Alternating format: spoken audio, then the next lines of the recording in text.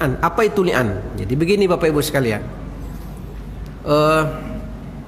ketika seorang perempuan hamil, ya, dia seorang perempuan sudah menikah,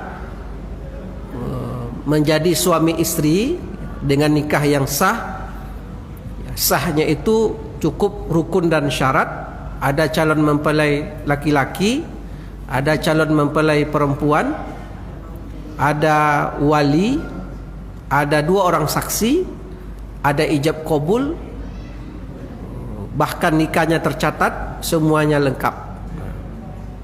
Tetapi terjadi proses di mana seorang suami mengingkari. Jadi seorang suami mengingkari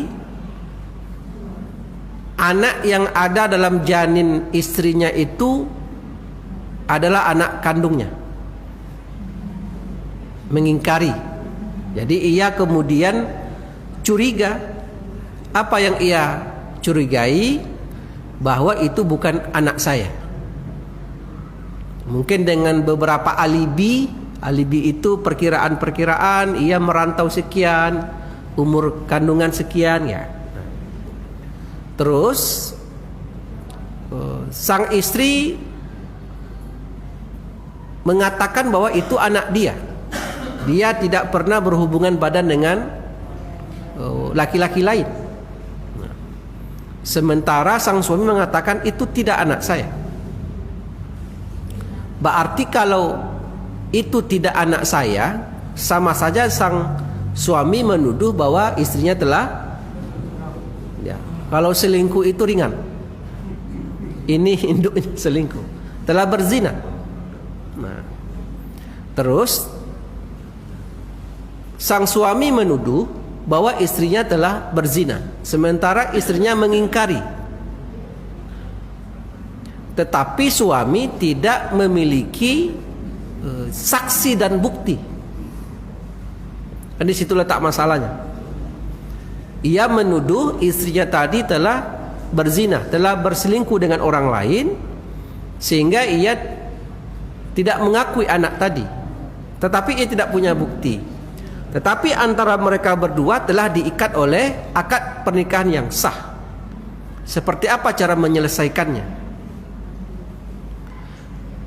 Hati-hati sekali kalau seorang laki-laki menuduh seorang perempuan itu berzina, tapi itu tidak istrinya, orang lain.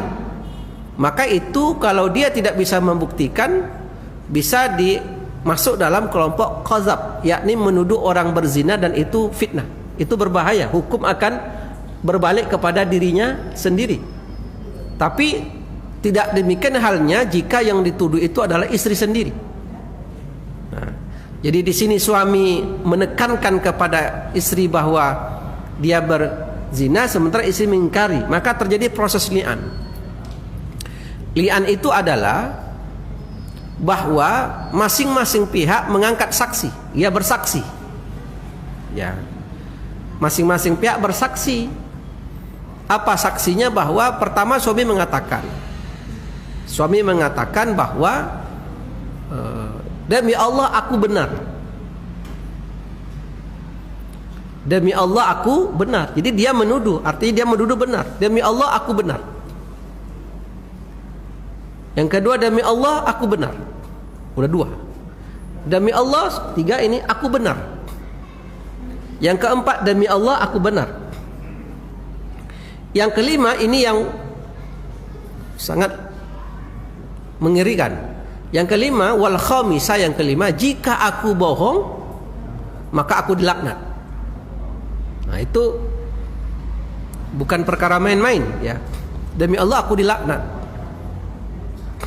Nah, kemudian Bapak Ibu sekalian, nah, orang kalau menuduh seseorang dan ia tidak punya bukti, tidak punya saksi, tidak punya segala macam, kemudian dia angkat bersumpah untuk dirinya sendiri, yang kelima dia berselaknat, berarti diterima kesaksiannya, sumpahnya itu.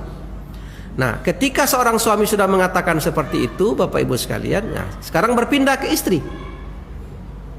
Istri juga dituntut untuk bersumpah. Apa sumpah istri?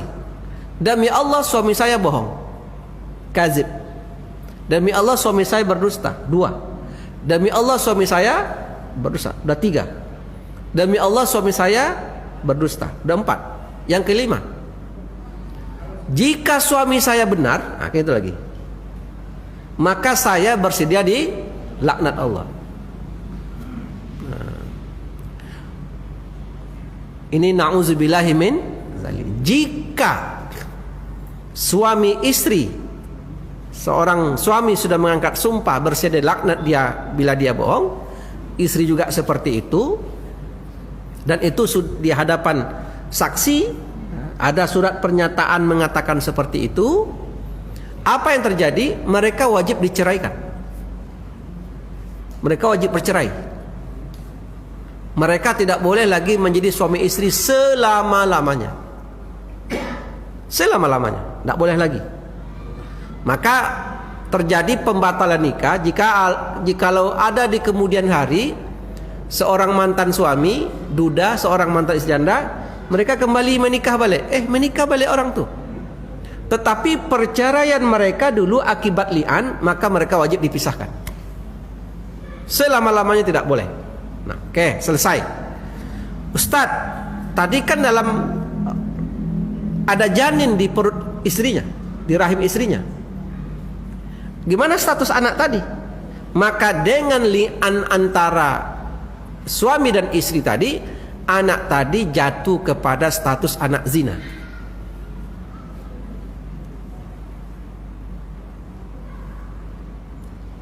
Bapak Ibu paham apa tidak? Pokok paham tak paham lah. Itu penjelasannya.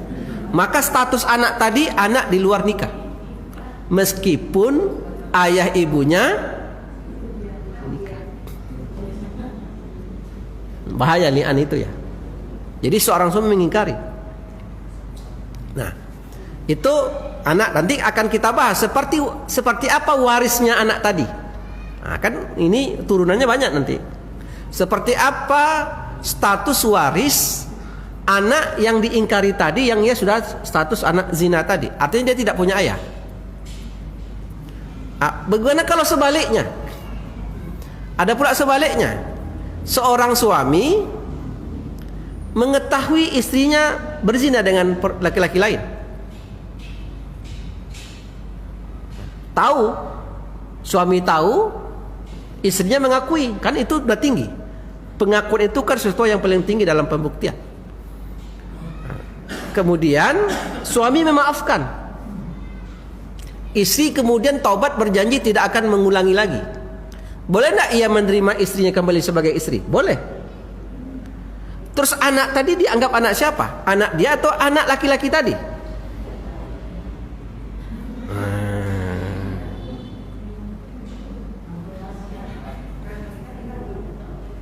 Apa tuh Bu, ribut-ribut? Sampaikanlah ke depan ya langsung.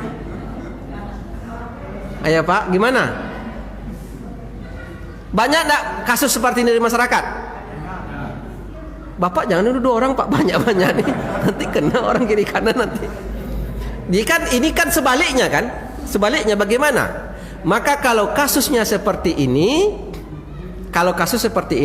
maka anak yang dalam janin tadi dianggap anak suami nikahnya itu. Paham kira-kira Bapak Ibu? Dianggap sebagai anak kandung dia, meskipun secara biologis bukan. Walaupun perbuatan itu adalah perbuatan berdosa, sangat besar dosanya, tapi secara kedudukan status anak, dia dianggap anak suaminya tadi. Karena dalam hadis Nabi, siapa yang punya janin adalah orang yang berada dalam ikatan nikah yang sah ketika itu. Na'udzubillahi min.